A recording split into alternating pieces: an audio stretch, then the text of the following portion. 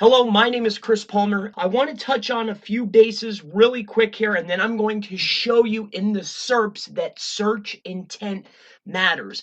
And in today's video, I'm sorry, I need to touch on an old topic because it has consistently came up in the comments and on Facebook. I get the same question. Why are these tools telling me to write my descriptions at 150 to 160 characters, but you told us to write our descriptions even longer? So in this video, I want to touch on an old topic. I'm sorry for those that may have heard this in the past.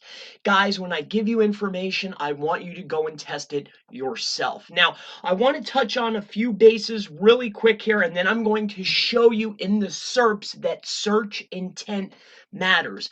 It is completely irrelevant of what the tools are telling you because the search intent matters. I'll say it again, and I'm sorry. So, these tools are being a little delusive. However, they don't mean to be. They are giving you best practices, but depending on the search query and the search intent of the person that is searching, it depends on their intent on what Google is going to serve. So stick with me here. Here is how these tools are being delusive. It's not that they're lying. They're just not telling you all of the facts. They want to give you the best practice for everyone, but each keyword, each search intent may have different meanings, or the person may be at a different phase in the funnel, so they're searching a different way. So when you're writing your meta descriptions, you need to put in each variation of keywords, basically writing maybe 2 or 3 meta descriptions, because based on the search intent of the user will determine what is served to the end user. And that's the point I'm trying to make. So as you can see here, here is Moz.com. Moz is a tool, a great tool. I love their tools. However, as you can see here in the snippet, 50 to 160 characters. Another popular tool is Yoast. Yoast, again, 155 characters, and the list goes on.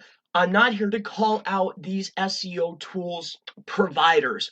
All I am simply saying is when I give information, I ask that you test it before you ask me and say that, Chris, it doesn't work, or this isn't right, or why are the tools saying this? Why is this guy saying that? I'm giving you the information that I know and that I have tested or I have tried. So let's just head right over here. Enough talking. Let me show you the difference in search intent. So I was searching something that I put in looking for my name because I tried to index a citation using Reddit. That's a video coming up. So in any case, so if you take a look here at the contact page, I have a very long description. It's 2 descriptions depending on the search intent: consulting, training, private, whatever the case may be.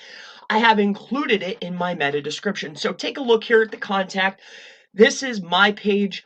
This page is simply built. I'm not trying to rank it for anything. It is simply there to collect emails from social profiles and other entities that I have out there. People may contact me. Okay, that's why this page exists.